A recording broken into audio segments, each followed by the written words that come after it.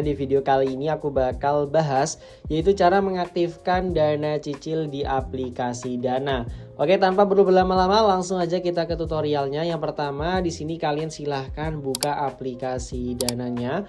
Untuk mengaktifkan dana cicil, pastikan untuk fitur dana cicil sudah tersedia di HP kalian ya. Apabila masih belum muncul, silahkan kalian bisa lakukan beberapa cara, yaitu kalian bisa aktif menggunakan Dana. Kemudian kalian itu wajib aktif ada saldonya, kemudian aktif bertransaksi atau menggunakan aplikasi Dana sebagai penyimpanan uang. Nah, di sini apabila dana cicil kalian sudah muncul seperti ini, kalian bisa langsung klik aja. Nah, ini adalah tampilan akun dana cicil yang sudah berhasil diaktifasi. Nah, limitnya di sini kalian bisa lihat limit tersedia Rp200.000. Nanti akan naik secara bertahap sesuai keaktifan akun kalian.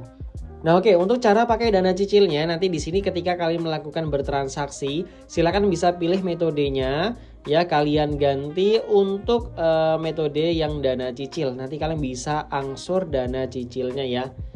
Nah, kemudian di sini ketika kalian mengaktifasi dana cicil, pastikan di sini kalian itu tidak gonta-ganti perangkat ya.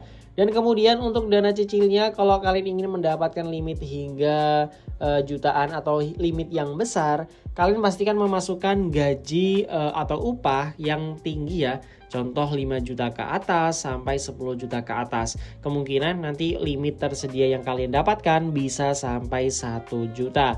Di sini aku memasukkan gaji upahku terlalu sedikit, jadi limitku hanya Rp200. Tapi ini tenang aja, akan bertambah secara bertahap sesuai iring waktu kalian menggunakan dana cicil.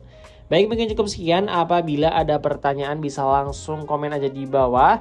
Di sini untuk mencairkan dana cicil bisa kalian tonton di video-videoku sebelumnya. Aku sudah bikin dana cicil juga ya. Oke, apabila ada pertanyaan bisa komen di bawah. Sampai jumpa di video selanjutnya.